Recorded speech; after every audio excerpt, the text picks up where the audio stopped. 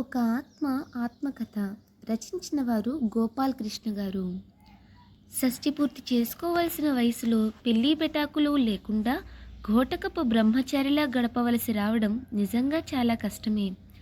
వృద్ధాప్యంలో మగాడికైనా ఆడదానికైనా ఒక తోడు ఉండాలని అందరూ చెప్తే మొదట్లో ఏమో అనుకునేవాణ్ణి.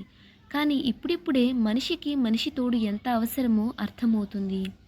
బహుశా పూర్వజన్మలో చేసిన పాపమో, లేదా వయస్సులో ఉన్నప్పుడు నేనెప్పటికీ ఇలాగే పులిలాగా బ్రతికేస్తాను అని భ్రమపడడం వల్లనో కానీ, నేను మాత్రం షష్ఠి పూర్తి చేసుకోవాల్సిన వయసులో కూడా బ్రహ్మచారిగానే మిగిలిపోయాను. మీ వాడికేమే కాముడు, చక్కగా గవర్నమెంట్ స్కూల్లో మాస్టర్ ఉద్యోగం, మంచి జీతం. పొరిగింట్లో నాయనమ్మ వరసయ్యే నరసాంబ గారు బోసినోటితో అంటూ ఉంటే కొంచెం గర్వంగా అనిపించిన పెళ్ళవ్వలేదనే చింత మనసుని తొలిచేస్తుంది. మరి పెళ్ళెందుకు చేసుకోలేదని మీకు అనుమానం రావచ్చు. సాంప్రదాయమైన కుటుంబంలో పుట్టి ఎప్పటివో పద్ధతులు పాటించే మా తల్లిదండ్రులు ఇంట్లో వయసొచ్చిన ఆడపిల్లలకి పెళ్ళిళ్ళు చేయకుండా మగపిల్లాడికి పెళ్ళి ఎలా చేస్తామని అనడంతో నా పెళ్లి విషయం తాత్కాలికంగా పక్కన పడిపోయింది. మీ శర్మకి మా అమ్మాయిని చేసుకోవే అక్కయ్య అంటూ మావయ్య ఎన్నిసార్లు చెప్పినా అమ్మా నాన్న ససేమీరా అనడంతో విసుగుచ్చిన మావయ్య తన కూతురు మీనాక్షికి దూరపు సంబంధం చేసేశాడు. అలా చిన్నప్పటి నుండి ఇష్టపడిన మీనాక్షి పెళ్ళి ఇంకొకరితో జరిగిపోతూ ఉంటే మనసు బాధగా మూలిగినా పెళ్లిలో మావయ్య వాళ్ళు పెట్టిన కమ్మని భోజనం తిని మీనాక్షిని అక్కడే మరిచిపోయా నేను. బహుశా భోజన ప్రియుణ్ణి కావడం వలనో ఏమో తిండి యావ తప్ప మీనాక్షి కన్నీళ్లకు నేనే కారణమని అనుకోలేకపోయాను ఆ రోజు. పాపం తాను ఆ రోజు నా వైపు చూసిన చూపులు ఇప్పటికీ నేను మరచిపోలేదంటే నమ్మండి. కానీ ఏం చేస్తాం, మాదేమో ఇద్దరు ఆడపిల్లలు పెళ్లికి ఎదిగిన కుటుంబమాయే. మీనాక్షికి చక్కని అబ్బాయి దొరికాడు. ఈడు జోడు బాగుంది అంటూ అందరూ అంటూ ఉంటే మనసులో ఒక పక్క బాధ ఉన్నా అమ్మా నాన్న ఆడపిల్ల పెళ్ళిళ్ళు అయ్యేదాకా వీడి పెళ్ళి ప్రసక్తి లేదంటూ భీష్మించుకోవడంతో మాట్లాడకుండా ఉండిపోవలసి వచ్చింది. పోనీలే, భావన చేసుకోకపోవడం మంచిదైంది. వాడేమైనా అందగాడా? ఏదో వరుస కుదురుతుందని, ఆస్తి బయటికి పోకుండా చూసుకోవచ్చని, పైగా మా కళ్ళ ముందు తిరుగుతుంటావని ఆ అక్కని పదే పదే అడిగాను. దేవుడు మేలు చేసి గవర్నమెంట్ జాబున్న సంబంధమే ఖాయం చేశాడు. పెళ్లి పందిట్లో కుర్చీలో కూర్చొని అత్తయ్య మావయ్య మీనాక్షితో నెమ్మదిగా అన్న మాటలు కూడా నా చెవిన పడి మనసు చివుక్కుమన్నా మాట్లాడకుండా ఏదో పనుల్లో ఉన్నట్టు నటించాల్సి వచ్చింది. అలా భర్త చేయి పట్టుకుని మీనాక్షి సంతోషంగా కాపురానికి వెళ్ళిపోయింది. పెద్దక్కకి పెళ్లి చూపులని అమ్మా నాన్న చెప్పిన రోజు నా సంతోషానికి అవధులు లేవంటే నమ్మండి. అక్కకి పెళ్ళైపోతున్నట్లు కలలు కంటూ తరువాత వెంటనే చెల్లాయికి కూడా పెళ్లి చేసేసి నాకు వచ్చిన ఏదో ఒక సంబంధాన్ని ఖాయం చేసుకుని పెళ్లి చేసేసుకోవాలని ఉత్సాహంగా పెళ్లి చూపులకు ఏర్పాట్లు చేయడంలో నిమగ్నమైపోయాను. సాయంత్రం 4:30 ప్రాంతంలో సైకిల్ తొక్కుకుంటూ వచ్చిన పెళ్ళిళ్ళ పేరయ్య వెనకాల రిక్షాలో దిగిన పెళ్ళికొడుకు తల్లిదండ్రుల్ని పెళ్ళికొడుకుని లోపలికి తీసుకొచ్చి పరిచయాలు అయిపోయాయనిపించాడు. పెళ్ళికొడుకు వయసు అక్క వయసు కంటే దాదాపు 13 ఏళ్ళు ఎక్కువ. 40 పైమాటగా ఉన్న పెళ్ళికొడుకు అతని తల్లిదండ్రులు చక్కగా తయారు చేసి పెట్టిన స్వీట్లు వగైరాలు ఖాళీ చేసేసి అక్కకి ఎత్తుపళ్ళున్నాయని, మనిషి కూడా బాగా సన్నంగా ఉందని, పొట్టిగా ఉన్న అమ్మాయి తమకు వద్దు అంటూ మొహం మీదే చెప్పేసి చల్లగా జారుకున్నారు. ఇది కాకపోతే ఇంకో సంబంధం అనుకుంటూ నాన్న మళ్ళీ వీధులు పట్టి తిరగడం మొదలెట్టారు. దగ్గర బంధువులకి దూరపు బంధువులకి సంబంధాలు ఏమైనా ఉంటే చెప్పమని అమ్మ కూడా తరచూ చెప్పేది. మొత్తానికి మరో 10 రోజుల్లోనే ఇంకో సంబంధం వచ్చింది. అబ్బాయికి అన్నీ బ్రహ్మాండంగా నచ్చాయి. కానీ జాతకాలు కుదరలేదని ఆ సంబంధం వెనక్కి తిరిగిపోవడంతో ఏం చేయాలో దిక్కుతోచలేదు అమ్మా నాన్నలకి. సరిగ్గా ఒక నెల రోజులకి వచ్చిన సంబంధం కట్నం ఎక్కువ అడగడంతో ఇవ్వలేక విధిలేని పరిస్థితుల్లో వదులుకోవాల్సి వచ్చింది. 25 పైగా సంబంధాలు చూసి విసుగొచ్చిన అమ్మా నాన్న ఇంకా పెద్దక్క పెళ్లి వయసు దాటిపోయిందని చెల్లాయికి సంబంధాలు చూడడం మొదలెట్టారు. అక్క పెళ్లి పక్కన పెట్టేశాక నాకు ఇంక పెళ్లి చేసుకోవాలనే కోరిక క్రమంగా నశించిపోయింది. చెల్లాయికి కూడా పెళ్లి కుదరకపోవడంతో ఇప్పటికీ 45 దాటిపోయిన నాకు ఇంకా పిల్లనిచ్చేవాళ్ళు దొరకడం కష్టమని ఆ ప్రయత్నాలు విరమించుకున్నాను. అప్పటికే ఉద్యోగం వచ్చి 10 ఏళ్ళు సర్వీస్ దాటిపోయింది. కనీసం ఏదో ఒక ఇల్లైనా సంపాదించుకోవాలని ప్రయత్నాలు మొదలెట్టాను. కాలం గిర్రున తిరుగుతుంది. నాన్న, అమ్మ ఒకరి తర్వాత మరొకరు కాలం చేశారు. మా పెళ్ళిళ్ళు అవ్వకపోతే అదే పోయిందిలేరా. నువ్వైనా పెళ్లి చేసుకుని మన వంశం నిలబడేలా చెయ్యి అంటూ పెద్దక్క పదే పదే చెప్పినా నాకెందుకో పెళ్ళంటే విముఖత ఏర్పడిపోయింది. అమ్మా నాన్నలు కాలం చేశాక చెల్లాయి పెళ్లి గురించి పట్టించుకునే తీరిక లేక ఆ ప్రయత్నాలు మూలపడిపోయాయి. ఎవరికి వారు ఉద్యోగాలు చేసుకుంటూ ఎవరి గూడు వాళ్ళు ఏర్పాటు చేసుకున్నాం.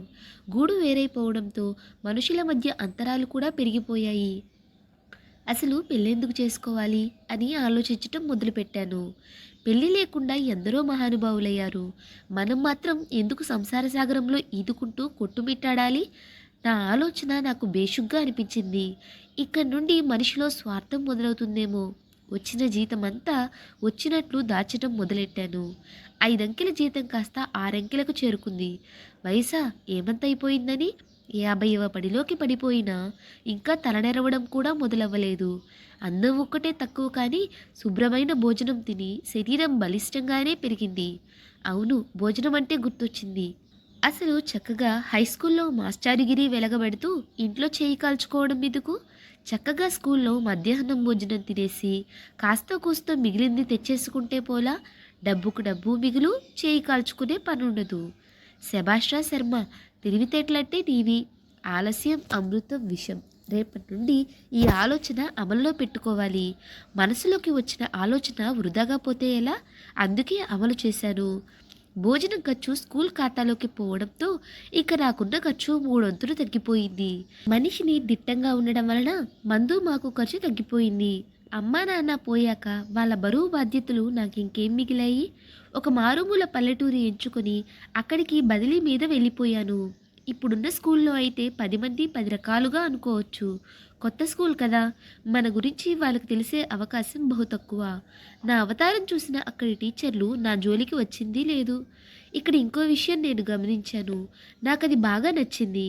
నా అవతారం చూశాక నాకు పని చెప్పబుద్ధి కాలేదేమో. వాళ్ళంతా నా పని కూడా చేయడం మొదలెట్టారు. అప్పుడప్పుడు క్లాస్ తీసుకోవడం, మిగిలిన సమయాల్లో హాయిగా కాలం గడిపేయడం. ఒరే శర్మ, నీ తెలివితేటలు అమోఘం సుమి అని నాకు నేను చెప్పుకునే సందర్భాలు కోకొల్లలు. నాకు ఎలాంటి బరువు బాధ్యతలు లేవని నా సహోపాధ్యాయులకు తెలియడం నాకు మంచిదయింది. గురువుగారు, నాకు 10,000 అప్పుగా కావాలి, సర్దుబాటు చేస్తారా? వచ్చే జీతాల్లో 2 రూపాయలు వడ్డీ వేసి ఇచ్చేస్తాను.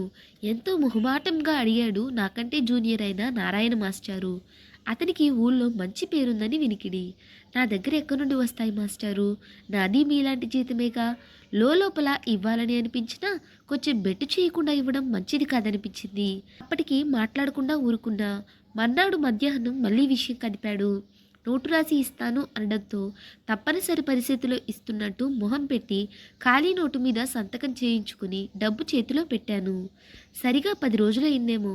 నారాయణ మాస్టార్కి డబ్బులు ఇచ్చారట కదా అంటూ అడిగాడు రాజు మాస్టారు. తప్పనిసరి ఇవ్వాల్సి వచ్చిందంటూ చెప్పడంతో అతనికి ఇస్తే మీ డబ్బులు వచ్చినట్లే అంటూ విషపూరితంగా నవ్వాడు. బయటికి స్నేహితుల్లా నటించే వీరి మనసులో ఇంత విషం ఉందా అనిపించింది. కానీ నారాయణ మాస్టర్కి డబ్బులు అప్పిచ్చి తప్పు చేశానేమో అని బాధపడడం మొదలెట్టాను. ఇంకో పక్క రాజు మాస్టారు డబ్బులు కావాలని నారాయణ మాస్టారిలా 10,000 కాకుండా ఒక 50,000 సర్దుబాటు చేయమని, రూపాయి వడ్డీ ఇచ్చుకోగలనని, ఎవరికి వడ్డీ గురించి చెప్పనని మాటిచ్చాడు. మన దగ్గర డబ్బు పెట్టుకుని ఏం చేస్తాం? వడ్డీ అయినా వస్తుంది కదా అనిపించింది. కానీ నారాయణ మాస్టారు డబ్బు తిరిగి ఇవ్వకపోతే? అదే భయం రాజు మాస్టర్ ముందు బయట పెట్టాను. అతను డబ్బు ఇవ్వకుండా ఎక్కడికి పోడు. జీతం వచ్చిన వెంటనే నేనే వసూలు చేసి మీకు అందించే ఏర్పాటు చేయిస్తానుగా భరోసా ఇచ్చాడు ఆయన. ఇప్పటికిప్పుడు నా దగ్గర లేవు కానీ ఒక వారం ఆగండి చూద్దాం అన్నాను. 1-2 రోజులు గడిచాయి. అతను అసహనంగా ఉన్నాడని అర్థమవుతుంది. కానీ మళ్ళీ డబ్బులు అడిగితే చూద్దాంలే అనుకుంటూ ఊరుకున్నాను. మళ్ళీ 2 రోజుల నాడు డబ్బులు అడిగాడు రాజు మాస్టారు. ఇంకా కాదంటే బాగుండదని నోటు మీద సంతకం చేయించుకుని అప్పు ఇచ్చాను. అప్పటి నుండి ఎంతో స్నేహంగా ఉండడం మొదలెట్టారు. మొత్తం మీద నేను తిరిగేసరికి మన వడ్డీ వ్యాపారం ఊపందుకుంది. 10,000కి తక్కువ ఇచ్చింది లేదు. 50,000 లోపు 2 రూపాయల వడ్డీకి ఇస్తే 50,000 పైనబడిన వాటికి రూపాయి వడ్డీకి ఇవ్వడం. స్కూల్లో ఒకరిద్దరు మినహా అందరూ అప్పులు తీసుకోవడంతో బీరువాలో ఖాళీగా మూలుగుతున్న డబ్బు కాస్త పెట్టుబడిగా మారి నెలకు సుమారు 30,000 వరకు వడ్డీ రావడం మొదలయ్యింది. అలా అలా మొదలైన వడ్డీ వ్యాపారం నాకంటూ ఏమీ మిగుల్చుకోకుండా ప్రజల్లోనే నా డబ్బు తిరుగుతూ 4 ఏళ్లలో సుమారు రెట్టింపు అయిపోయింది. వడ్డీ ఎప్పటికప్పుడు వసూలు అయిపోతుంటే ఇబ్బంది ఏముంది? ఈ 4 ఏళ్లలో శుభ్రత అంటే ఏంటో మర్చిపోయాను. వారానికో 10 రోజులకో బట్టలు మార్చడం, షేవింగ్, హెయిర్ కటింగ్ లాంటివి ఎప్పుడో 6 నెలలకో ఒకసారి చేయడం మొదలెట్టాను. అసలు నేను పుట్టిందే వడ్డీ వ్యాపారం కోసమని భావించటం మొదలెట్టాను. అప్పుడే మా ఉపాధ్యాయుల్లో ఒకరి పట్ల ఒకరికి మనస్పర్ధలు మొదలయ్యాయి. ఒక్కొక్కరి దగ్గర డబ్బులు మొత్తం వసూలు చేసుకోవడం మొదలుపెట్టాను. క్రమంగా ఒకరిద్దరు చిన్న బాకీల వాళ్ళు మినహా 50,000 లోపు బాకీలన్నీ వసూలు చేసేశాను. గురువుగారు, మీ దగ్గర ఉన్న డబ్బు మాకివ్వండి. నెలకి మీకు వడ్డీ రూపంలో 50,000 పైచిలుకు డబ్బు వస్తుంది అంటూ ఒకరోజు నారాయణ, రాజు మాస్టార్లు ఇద్దరూ వచ్చారు. క్రమం తప్పకుండా వడ్డీ కడుతున్నారాయే. పైగా ఒకే స్కూల్. 10 మందికి అప్పు ఇచ్చి వాళ్ళని అడిగే కంటే ఒకరిద్దరికి మొత్తం డబ్బు ఇవ్వడం మేలనిపించింది నాకు. అలా నా దగ్గర ఉన్న మొత్తం వాళ్ళ చేతిలో పెట్టేసి ఊరుకున్నాను. ముందుగా ఊహించినట్లు బదిలీలు రావడంతో వాళ్ళిద్దరి సలహా మేరకు వాళ్ళు వెళ్ళిన స్కూల్కి బదిలీ మీద వెళ్ళి జాయిన్ అయ్యాను. అదే రోజు మధ్యాహ్నం ఇద్దరిని కూర్చోపెట్టి నా డబ్బులు 6 నెలల్లోగా తిరిగిచ్చేయాలని చెప్పాను. ఇద్దరికీ కోపం వచ్చిందేమో. నా పట్ల తిరస్కారంగా చూస్తూ అక్కడి నుండి వెళ్ళిపోయారు. సాయంత్రం 6:30 గంటల టైంలో ఇంటికి వస్తూ ఉండగా స్పీడ్గా వచ్చిన బైక్ నన్ను ఢీకొట్టి వెళ్ళిపోవడంతో నాకు స్పృహ తప్పడం జరిగిపోయింది. మనుషుల సంచారం లేకపోవడం వలన నన్ను పట్టించుకున్న వారే లేకపోయారు. అందుకే ఇప్పుడు ఆత్మరూపంలో మీకు ఈ కథ చెప్పవలసి వచ్చింది. ఉదయానికి పేపర్లో నా గురించి వార్త వచ్చిందట. గుర్తు తెలియని వ్యక్తి మృతదేహం లభ్యం అంటూ, సదరు వ్యక్తి ఉపాధ్యాయుడు అని తెలిసింది అంటూ. కొసమెరుపు ఏంటంటే ఇటీవల కాలంలో అతనికి మతి భ్రమించింది అని సహచర ఉపాధ్యాయులు చెప్పుకుంటున్నారని రాశారు. అదంతా చూసిన నాకు అవురా, వీళ్ళింత దుర్మార్గులా అనిపించి బాధపడ్డాను. నా చావు వార్త విన్న తరువాత నా దగ్గర అప్పు తీసుకున్నవారు అయ్యో అంటారని ఆశపడ్డాను. కనీసం కొంతమందైనా కన్నీళ్లు పెట్టుకుంటారని భ్రమపడ్డాను. నా తోబుట్టువులు కూడా నా చావుని తేలిగ్గా తీసుకున్నారు తప్ప అయ్యో అని ఏడవలేదు. నాకేమాత్రం సంబంధం లేని ఒకరిద్దరు సహ ఉపాధ్యాయులు మాత్రం నా శరీరాన్ని దగ్గరగా చూసినప్పుడు వాళ్ళ కళ్ళు చెమర్చటం నాకు ఆశ్చర్యం వేసింది. అనుక్షణం నేను వాళ్ళని ద్వేషించినా వాళ్ళు మాత్రం నా కోసం కంటతడి పెట్టడం సంతృప్తిగా, సంతోషంగా అనిపించింది. ఇంక నా అంతిమయాత్ర అంటే చెప్పకూడదు. ఒక కైలాసరథం తెప్పించి మెడలో పూలదండ వేసి అంతిమ స్నానం కూడా చేయించకుండా రథం ఎక్కించారు. అప్పటికే సాయంత్రం అయిపోయిందంటూ కంగారు పడుతూ నాకు కడపటి వీడుకోలు చెప్పడానికి లక్షలు లక్షలు అప్పుపుచ్చుకున్న నా సహోద్యోగులు కూడా రాలేదు. కేవలం 2 మనుషులు వచ్చి అయ్యిందనిపించి క్షణం కూడా వృధా చేయకూడదన్నట్లు వెనుదిరిగారు. వీడొక పాపి, వీడికి తగిన శిక్ష విధించండి అంటూ యమధర్మరాజు అరుస్తూ ఉంటే చిత్రగుప్తుల వారు చిట్టా చూసి వీడిని ముక్కలు ముక్కలుగా కోసి సలసలా కాగుతున్న నూనెలో వేయాలని రాసి ఉంది ప్రభు అన్నారు వినయంగా.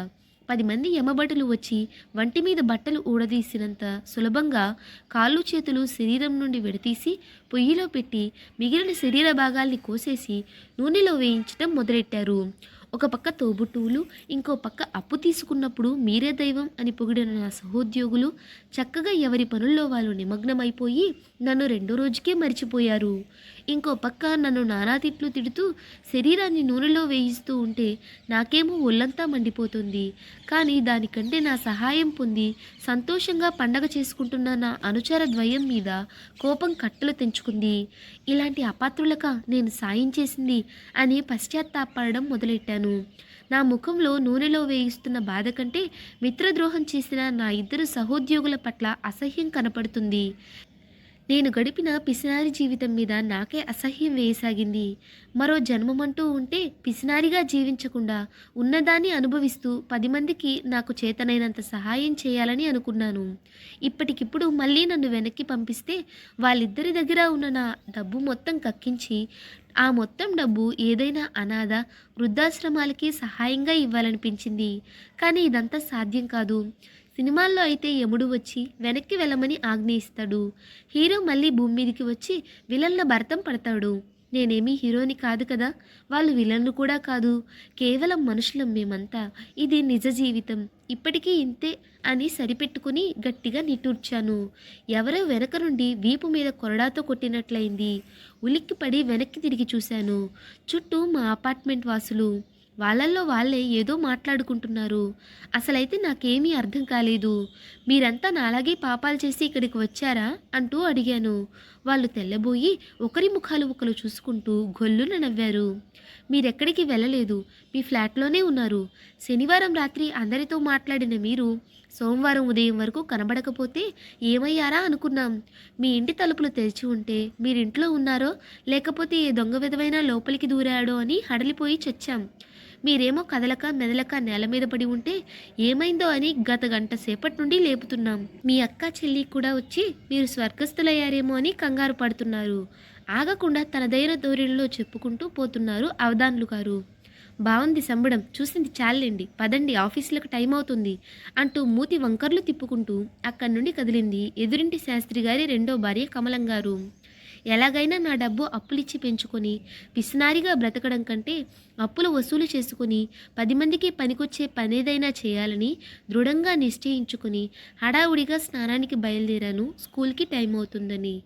ఈ కథ మీకు నచ్చినట్లయితే లైక్ చేయండి, మరికొంతమందికి షేర్ చేయండి. Thank you for watching.